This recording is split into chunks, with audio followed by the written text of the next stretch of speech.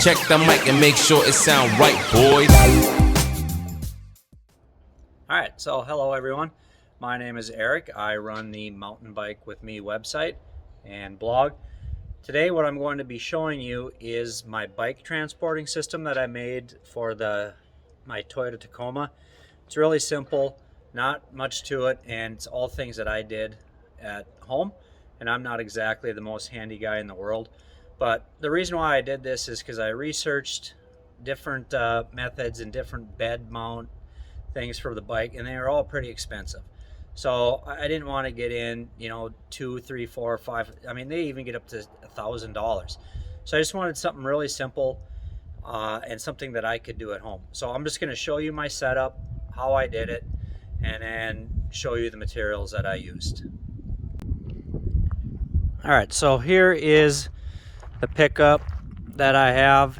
It's a Toyota Tacoma TRD Sport 2016, and I really like it, but the problem is that it is a short bed, meaning it is only 5.5 feet, whatever it is. All right, so the problem, I didn't want to put a hitch mount on it to go super long distances. I wanted a way to secure it. So this is what I came up with. So let me just show you the finished project here. You can see I just put a piece of angle iron going across the back. Let me get down here out of the sun. And what was originally in the pickup was just this mount right here, the silver, and it was just a circle coming out like that. That's it. So the problem is how do you get something attached to come out to the front? Well, the solution, easy. Just a piece of angle iron that I bought at the hardware store, and a couple Fender washers that I put behind here. I'll try to get behind here and take some pictures, and then some fork mounts that I actually got from my neighbor. He came over and helped me a little bit with the project and said, here, I got the perfect thing for you. And believe it or not, they fit right in the circles. So this is actually called slotted angle iron or steel. So I have two of them. I can put two bikes back here. And then this thing is just for a brace so it doesn't bounce back and forth.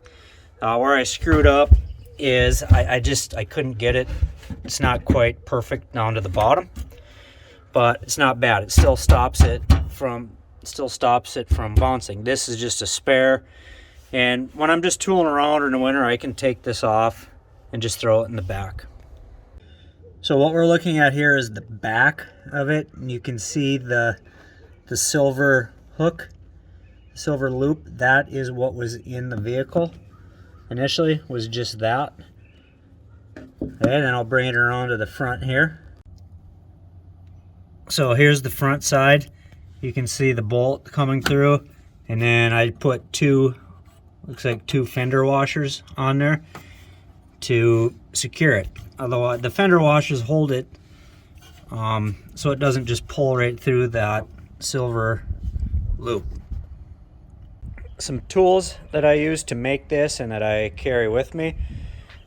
Basically, in the pocket of my door, driver's side door, I always carry those wrenches.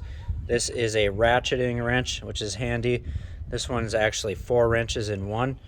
You flip the lever there, the switch, and it actually goes to a different size, and then the right size wrenches for the bolts on my bike mount. So every once in a while, I stop and fill up with gas.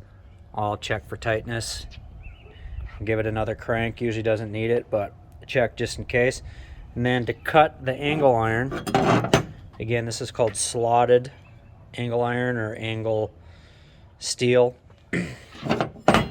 I just took a marker, I measured from point A to point B and marked it, and then put the right attachment on the Dremel and cut it. That was really it. So there's not a whole lot to it, but it's super effective. All right, so let's take a look at getting the bike into the back of the pickup. Obviously you have to take the wheel off. I'm guessing if you're watching this, you know how to do that. So then what I'll do is put this here, and if I was super young I could just jump up in the back, but I can hop in the back. And I did kind of do some come around here so they can see it going on the mount. Put it in there. Okay, so I'll put it in the mount and just tighten up the screws. So this is kind of a disadvantage. Can you see down in here that I have to kind of use it upside down so it will go underneath? But minor, you might have to tweak yours to get it to fit right, but tighten it up and then lock it down.